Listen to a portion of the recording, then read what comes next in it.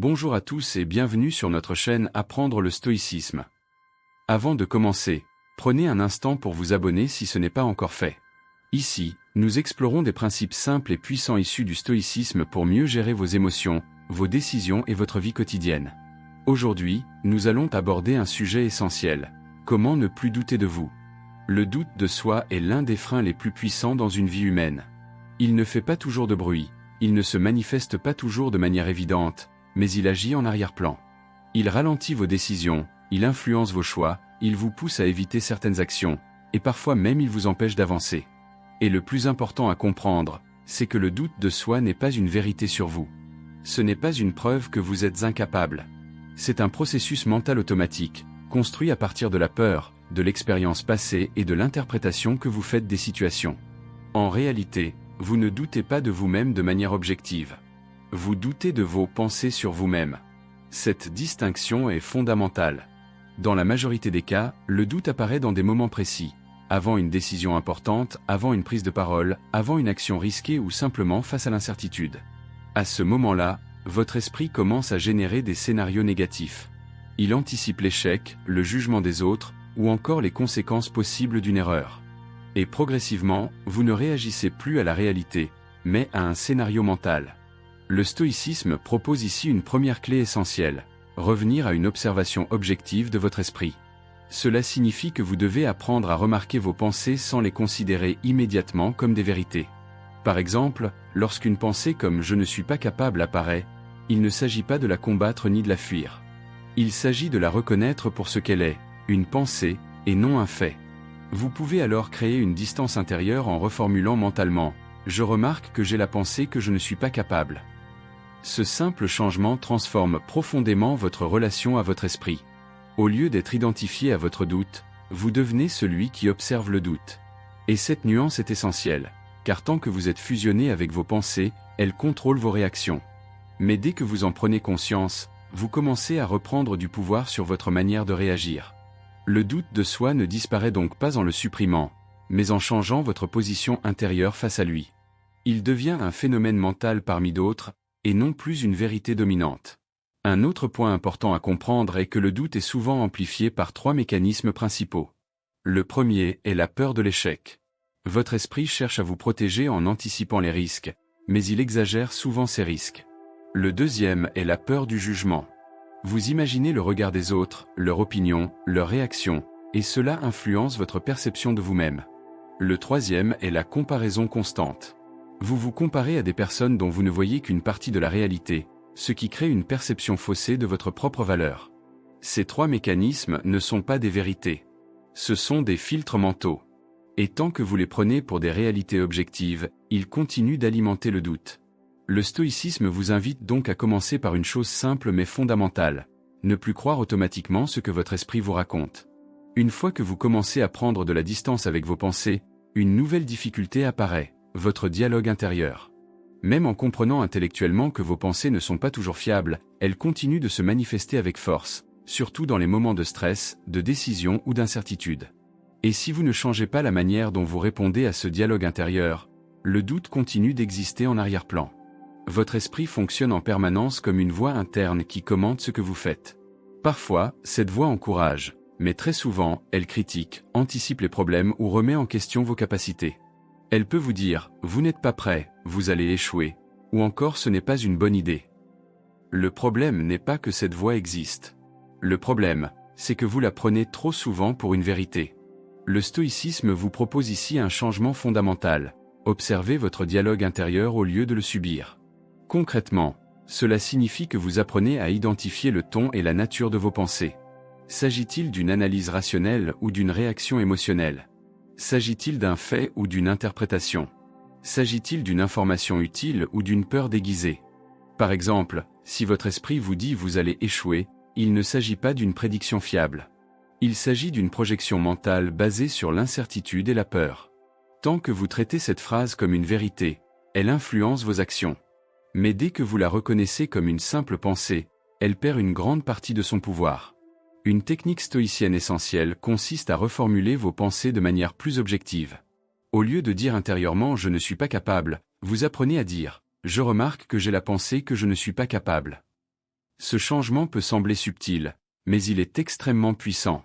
Il crée une séparation entre vous et votre esprit. Vous n'êtes plus la pensée. Vous êtes celui qui observe la pensée. Et dès cet instant, vous commencez à reprendre le contrôle de votre espace mental. Un autre point essentiel est de comprendre que votre esprit n'est pas conçu pour être parfaitement rationnel en permanence. Il est conçu pour anticiper les dangers, protéger et éviter les risques. Cela signifie qu'il a naturellement tendance à amplifier les menaces et à sous-estimer vos capacités. Ce fonctionnement n'est pas une erreur personnelle. C'est un mécanisme humain universel. Mais si vous ne le comprenez pas, vous risquez de croire que chaque pensée négative est un signal fiable. Et c'est exactement ce qui nourrit le doute de soi. Le stoïcisme vous apprend donc à traiter vos pensées comme des hypothèses et non comme des ordres. Une hypothèse peut être examinée, analysée et remise en question. Un ordre, lui, est suivi automatiquement. Tant que vos pensées sont perçues comme des ordres, vous êtes en réaction. Mais dès que vous les considérez comme des hypothèses, vous redevenez actif dans votre propre esprit. Un autre élément important est la manière dont vous répondez au doute lorsqu'il apparaît. La plupart des personnes réagissent au doute par l'évitement. Elles hésitent, repoussent l'action, cherchent encore plus de certitude ou attendent de se sentir prêtes. Mais ce mécanisme renforce exactement ce qu'elles veulent éviter. Plus vous attendez de ne plus douter pour agir, plus le doute devient fort. Le stoïcisme propose une réponse totalement différente, l'action comme réponse au doute. Cela signifie que vous ne devez pas attendre que le doute disparaisse pour avancer.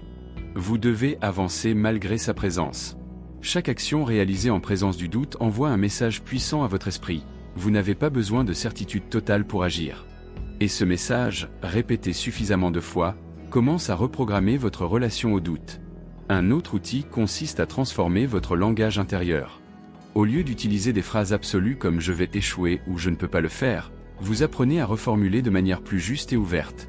Par exemple, « je ne suis pas encore sûr de réussir, mais je peux avancer étape par étape ». Cette reformulation change complètement la dynamique mentale. Elle remplace le blocage par une possibilité d'action. Progressivement, votre dialogue intérieur cesse d'être une source de limitation permanente. Il devient un outil d'analyse plus neutre, moins émotionnel, plus utile. Et c'est là que commence réellement la transformation du doute en clarté. À ce stade, vous avez commencé à reprendre de la distance avec vos pensées et à transformer votre dialogue intérieur. Mais une étape essentielle reste encore à intégrer, le passage à l'action malgré l'incertitude. Car le doute de soi ne se résout jamais uniquement dans la réflexion. Il se transforme profondément dans l'action réelle. Le problème principal du doute, c'est qu'il se nourrit de l'inaction. Plus vous réfléchissez sans agir, plus votre esprit trouve de nouvelles raisons de douter. Il anticipe des problèmes, amplifie les risques, et construit des scénarios négatifs de plus en plus convaincants. Mais dès que vous agissez, même de manière imparfaite, vous cassez ce cycle. Le stoïcisme repose sur un principe fondamental, se concentrer uniquement sur ce qui dépend de vous. Et dans une situation concrète, ce qui dépend de vous, ce n'est pas le résultat final. Ce n'est pas la réaction des autres. Ce n'est pas le succès garanti. Ce qui dépend de vous, c'est votre effort, votre décision et votre action. Le doute apparaît précisément lorsque vous quittez ce champ. Lorsque vous commencez à penser au résultat, à l'échec possible, ou à ce que les autres pourraient penser, vous entrez dans un espace que vous ne contrôlez pas. Et naturellement, votre esprit devient instable dans cet espace. Mais lorsque vous revenez à une question simple comme « Qu'est-ce que je peux faire maintenant ?», votre esprit se stabilise immédiatement. C'est un changement simple, mais extrêmement puissant. Prenons un exemple concret. Vous devez réaliser une action importante, mais vous doutez de vous. Vous avez deux options, continuer à réfléchir ou faire une petite action immédiate. Le stoïcisme vous pousse toujours vers l'action, même minime. Car chaque action réalisée malgré le doute crée une transformation interne. Elle envoie un message clair à votre esprit, je peux avancer même sans certitude. Et ce message est exactement ce qui affaiblit progressivement le doute. Il faut aussi comprendre une chose essentielle. Le doute n'est pas seulement une idée, c'est une absence de preuves internes. Votre esprit doute parce qu'il n'a pas accumulé suffisamment d'expérience où vous avez agi malgré la peur et l'incertitude. Cela signifie que la confiance ne vient pas de la pensée, mais de l'expérience répétée. Chaque fois que vous agissez malgré l'hésitation, vous construisez une preuve intérieure que vous êtes capable d'avancer dans l'incertitude. Et ces preuves s'accumulent. À l'inverse, chaque fois que vous évitez d'agir à cause du doute, vous renforcez l'idée que le doute a raison. C'est donc votre comportement qui construit votre niveau de confiance, pas votre réflexion. Un autre point fondamental est de comprendre que la confiance n'est pas une condition préalable à l'action. C'est un résultat de l'action répétée. Beaucoup de personnes attendent de se sentir prêtes avant d'agir. Mais ce moment n'arrive presque jamais, car l'esprit humain génère toujours un certain niveau d'incertitude face à ce qui est important. Le stoïcisme inverse complètement cette logique. Vous agissez d'abord, et la confiance se construit ensuite. Même une petite action, même imparfaite, est suffisante pour commencer à casser le cycle du doute. Il est également essentiel de réduire la taille de l'action. Car le doute augmente proportionnellement à la taille perçue de la tâche. Plus une action semble grande, floue ou risquée, plus votre esprit résiste. Mais dès que vous la découpez en une action simple et immédiate, cette résistance diminue fortement. Au lieu de penser « je dois réussir ce projet », vous passez à « je dois faire une première étape maintenant ». Au lieu de penser « je dois être parfait », vous passez à « je dois commencer ».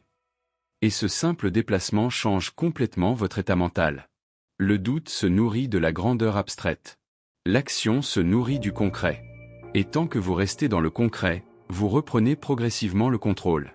À ce stade, vous avez compris les mécanismes du doute, vous avez appris à prendre de la distance avec vos pensées, à transformer votre dialogue intérieur et surtout à passer à l'action malgré l'incertitude.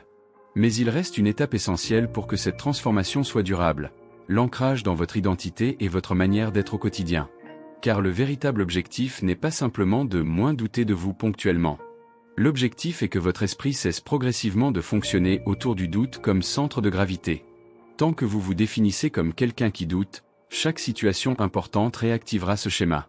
Mais si vous changez votre identité interne, votre manière de réagir change naturellement.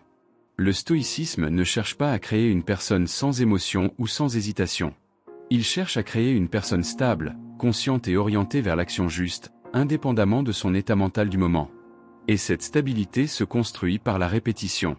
Chaque fois que vous observez une pensée sans vous y identifier, chaque fois que vous revenez à ce que vous contrôlez, chaque fois que vous agissez malgré l'hésitation, vous renforcez un nouveau schéma mental. Et ce schéma finit par devenir votre fonctionnement naturel. Petit à petit, vous ne vous définissez plus comme quelqu'un qui doute, mais comme quelqu'un qui agit malgré l'incertitude.